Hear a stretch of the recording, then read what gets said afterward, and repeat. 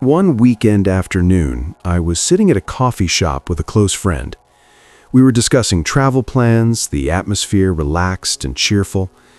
In the middle of our conversation, my friend suddenly looked up at me with an expression that was hard to read and said something that sounded very familiar. "You decide. I'll follow your lead." The words were gentle, and it seemed like she was handing me the decision-making power in a comfortable way, but I sensed something completely different. Her eyes didn't look directly at me, but drifted down to her coffee cup, as if avoiding something. And especially the way she fell silent after saying that, as if waiting for me to guess something she wasn't saying out loud. And right then I understood. This wasn't an invitation for me to decide freely, but a challenge disguised under a veneer of politeness. If I chose wrong, if I chose a place she didn't actually like, then I would have to take responsibility for an unpleasant outcome throughout the entire trip. And sure enough, after I suggested a destination, my friend's face flashed an expression of discomfort for just an instant, then quickly covered it with a forced smile. "Yeah, that works, but that place is kind of far, isn't it?" That's when I truly realized that from the very beginning, she already had a specific place in mind she wanted to go. She just didn't want to say it directly. And that is the biggest problem in human communication. A problem that I'd bet each and every one of us has experienced at least once in our lives. People never say directly what they truly want. They hide. They shelter behind vague words. They circle around their real desires as if being honest were something to be ashamed of. Not because they're malicious and not because they want to make things difficult for you, but simply because they're afraid. Afraid of being judged if they say what they really want. Afraid of being rejected if they reveal their true desires. Afraid of others seeing the weaknesses they've tried to hide their entire lives. Freud had a saying that I think is accurate to the letter. No one can keep a secret. If the lips are silent, the fingertips will speak. And that's exactly how it is.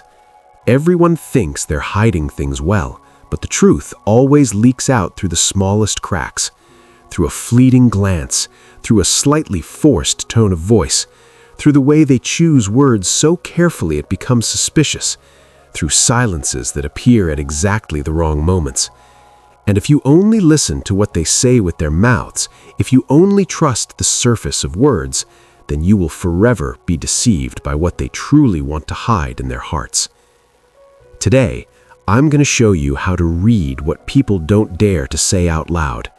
Not so you can become someone who manipulates others, but so you no longer have to be lost in the maze of false words, so you can truly understand what others want through the mirror of communication. To understand this, I want to start with a concept that Carl Jung, the father of analytical psychology, once introduced. He called it the persona, the mask that each of us puts on when we step outside our front door. No one can live with 100% authentic face when in society. We're always adjusting, always hiding, always adding a little polish to fit others' expectations. This isn't deceit, but rather a survival mechanism for humans in a world full of judgment. I had a former boss who loved to say this to the entire team. "My door is always open. Feel free to come talk to me anytime." Sounds really open and welcoming, doesn't it? But try to remember, during that entire time working there, how many people actually dared to knock on the boss's door without an appointment? The answer is none, because that statement wasn't a real invitation. The boss wanted to be seen as an open, approachable leader, but he didn't actually want you walking into his office at any moment to interrupt his work. And our brains, though not formally trained, still unconsciously read that. We sense the difference between words and the actual energy emanating from a person. We just don't know how to articulate that feeling in words. And here's something very interesting I want to share with you. In linguistics, there's a concept called implicature, meaning the things you imply without saying directly. That's exactly where the truth usually hides. Try to imagine this scene. Your partner looks straight into your eyes and says, "I'm not angry at you." If you only listen to the content of the statement, you'll breathe a sigh of relief and think everything is fine. But pause for a moment and think about the context. Why would they need to say that? Why would they need to assert an emotion that supposedly doesn't exist? Because when someone has to deny an emotion, that's the clearest sign that they're actually feeling that emotion. I've observed many conversations like this. When someone says, "I'm not jealous," they're actually jealous to their very core. When someone says, "I don't need you to apologize," they're waiting for an apology like waiting for life-saving medicine. When someone says, "I don't care what people think about me," that person is extremely concerned about every comment, every glance. Machiavelli had very practical advice. Never just listen to what people say, look at what they do. Because words can lie, but actions and energy never deceive anyone. This brings me to another important principle, which is the role of context in communication. A single sentence can carry completely different meanings depending on who's saying it, when it's said, and who's listening. Try thinking about a simple sentence like, "Thank you so much." If your partner says this after you've just helped her fix her car, with a warm tone and eyes looking at you with gratitude, then that's a sincere thank you beyond any doubt. But if she says that right after an argument, with a cold voice, eyes looking away as if she doesn't want to see your face, then at that moment, the statement is no longer a thank you, it's sarcasm, even an attack wrapped in polite language. The human brain evolved over millions of years to be able to read these signals. Our ancestors survived not because they heard someone say, "I'm your friend," but because they knew how to observe gestures, eye contact, the energy emanating from the body.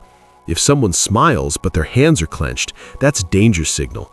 If someone says, "It's fine," but turns and walks away immediately, that's a clear sign that it's very much not fine. We all have this instinct. We've just been taught by modern society to ignore our instincts and trust words, to trust fake politeness more than our gut feelings. And there's one more thing I think you need to know, which is the concept that behavioral psychologists call emotion leakage. Freud was absolutely right when he wrote, "If the lips are silent, the fingertips will speak." But actually, it's not just the fingertips, but the entire body. In psychology, researchers have discovered that there are micro-expressions, tiny emotional displays that appear on the face for just fractions of a second. You can't control them no matter how hard you try, because they're the natural response of the nervous system when confronting emotions. The corner of the mouth twitching slightly when hearing something unpleasant, eyes quickly glancing to the side when lying, the voice suddenly rising or trembling when touching on some sensitive point from the past. That's why you can sense when someone isn't okay, even though they keep saying they're fine. Your brain isn't just hearing the words, it's processing the entire package of information, including breathing patterns, sitting posture, how they hold their coffee cup, how they avoid your eyes. All those signals combined create a much more complete picture than what words alone can convey. So how can we apply this understanding to real life? The first technique I want to share with you is the art of listening to the silence. This sounds paradoxical, but sometimes what people don't say is far more important than what they actually say. I have a real story to illustrate this. Once, I met a close friend after receiving news that I had just been promoted at my company. I was very excited to tell them about the new project, about my new role, and I was expecting a bit of a joyful reaction from my friend. My friend responded, "Oh, that's great. Congratulations. The weather is so nice today, isn't it? Let's go for a walk." Do you see? My friend changed the subject immediately. There were no follow-up questions about the new job, no detailed congratulations, no genuine energy of happiness in their voice. And right then, I understood that they didn't want to hear about this. Maybe they were jealous, maybe they were struggling in their own work and didn't want to compare, but one thing was certain, they weren't happy with this news.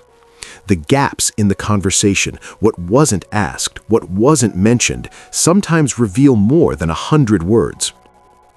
The second technique is learning to ask open-ended questions to allow true motives to emerge. If you ask questions that can be answered with yes or no, you're allowing people to avoid. They just need to nod or shake their head, and the conversation ends right there. Instead of asking, "Are you sad?" try asking, "What are you thinking about?" Open-ended questions force people to say more, and when they speak, their true motives will begin to reveal themselves. Not through direct content, but through how they choose their words, how they emphasize their tone, and especially what they deliberately avoid mentioning. The third technique is tracking behavioral patterns over time. A person's true motives rarely reveal themselves through a single conversation. They reveal themselves through a series of repeated behaviors. If someone always says, "I'm so busy," every time you invite them to hang out, that's not a coincidence. That's a clear message that they don't want to spend time with you, but they don't dare say it directly because they're afraid of hurting you or being seen as a bad person. If your boss always asks, "How's Project X going?" even though you've already sent a detailed report, that's not because the boss forgot. That's because the boss doesn't trust your abilities or wants to control you more tightly. Schopenhauer had a saying that I mentioned earlier: people cannot want what they want. What he meant is that our true motives often lie beyond the control of consciousness. We don't understand why we have certain reactions, don't understand why we feel uneasy when others succeed, don't understand why we always find ways to avoid a certain person. But repeated behaviors will reveal those hidden motives, and if you know how to observe, you'll see the psychological map of the person you're interacting with. And the final technique, perhaps also the most important, is to never confront directly when you discover someone's true motives. If you point straight at someone's face and say, "You're lying to me, aren't you?" their natural response is to be defensive. And when people go into a defensive state, they'll shut every door tight, giving you no chance to approach the truth. Instead, create a safe space by saying, "I notice you seem a bit uncomfortable. What's going on?" Give them the opportunity to open up themselves, to acknowledge what's happening inside them. Don't force it. Don't make them feel backed into a corner. When people feel safe, when they know you're not judging but just want to understand, they'll voluntarily share the truth without you having to dig for it. But here's what I think is the hardest thing of all. We hide too. We also say what's safe instead of what's real. Have you ever said, "No need to thank me," while deep down inside you were still waiting for a sincere thank you? Have you ever said, "It's up to you to decide," when in reality, you already had a clear opinion in your head. You just didn't want to take responsibility if things went wrong? Have you ever said, "I'm fine," when someone asked how you were, when in reality, you were very much not fine? You just didn't want to become a burden to someone. We do exactly the same thing, and we do it for exactly the same reasons. We're afraid of being judged, afraid of losing control of the situation, afraid of others seeing the truly weak face of ourselves behind the strong exterior. Nietzsche, one of the sharpest philosophers of all time, once wrote something I think is worth contemplating. We fear the truth about ourselves more than the lies of others. And that is the greatest tragedy of human communication. Two people sitting face to face, both hiding, both waiting for the other to guess what they truly want, both afraid of revealing their weaknesses, and in the end, both become angry because they feel the other doesn't understand them, doesn't care, isn't sensitive enough to pick up on what they're trying to communicate without saying it out loud. True communication is never simply about words. It's about the deeper layer of hidden motives that neither the speaker nor the listener fully recognizes. You can learn to read those motives. You can cultivate the ability to observe, listen, and sense the subtle signals that others inadvertently reveal. But I hope you won't use this skill to manipulate. Don't turn it into a weapon to control or hurt others. Use it to understand, to connect in a more genuine, deeper way. So you no longer have to be lost in conversations where both sides feel lonely, even while sitting next to each other.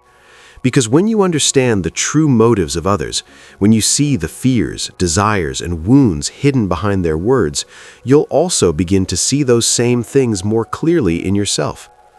I'll leave you with a question to ponder. If others could read your true motives in every word, in every action, would you still dare to say what you're saying? Would you still dare to do what you're doing? If this video touched something in you, leave a like to let me know. And if you want to continue awakening to human nature, to the deeper layers of psychology that few people notice, don't forget to subscribe to the channel. See you again in the next video.